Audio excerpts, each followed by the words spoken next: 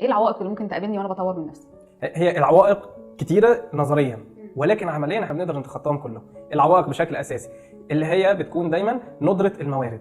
اي حاجه على مستوى دوله، على مستوى شركه، على مستوى فرد، هي ندره الموارد. ان انا ما فيش عندي الموارد الكافيه اللي تخليني انجح في تحقيق هدف معين. طيب ايه الموارد بالنسبه لي كشخص مش بقى كشركه او كده؟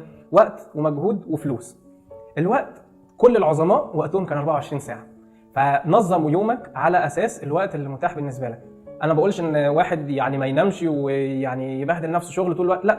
عندنا مسؤوليات، عندك اب وام محتاج تراعيهم، عندك عيال محتاج تصرف عليهم، عندك زوج او عندك يعني زوج او زوجه شريك حياتك محتاج انك يبقى ليهم وقتهم في حياتك. حط الوقت ده، حط الوقت اللي انت محتاجه لاصحابك او خروجاتك او انك ترفع عن نفسك، مفيش مشكله.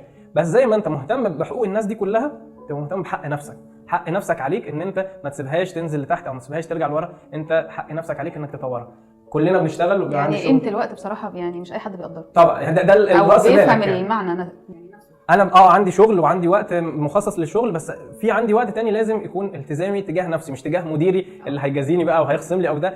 التزامي تجاه نفسي. ممكن احط لنفسي منظومه حوافز، اللي هو انا لو خلصت الكورس ده، خلصت الشهاده دي، انا هكافئ نفسي بالخروجه الفلانيه، بالاكله الفلانيه، اي حاجه انا هكافئ نفسي بيها. ولو ما خلصتش مش العكس، مش ان انا هخرج وبعدين ابقى اشوف ساعه للكورس. هي ترتيب الاولويه هنا بقى. انا دلوقتي اخرج مع اصحابي مقابل الكورس اللي انا هروح احضره او هتفرج عليه حتى اونلاين، ولا ان انا هتفرج وتبقى مكافئتي ان انا اخرج معاهم الخروجه اللي جايه.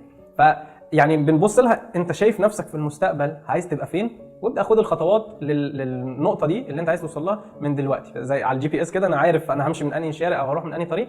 انت عارف النقطه اللي انت عايز توصل لها، خد الخطوات اللي توديك ليها. فده كان عامل الوقت.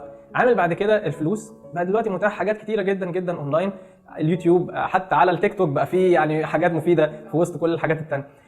الوقت والمجهود والفلوس، فالثلاث موارد دول الاساسيه بالنسبه لاي شخص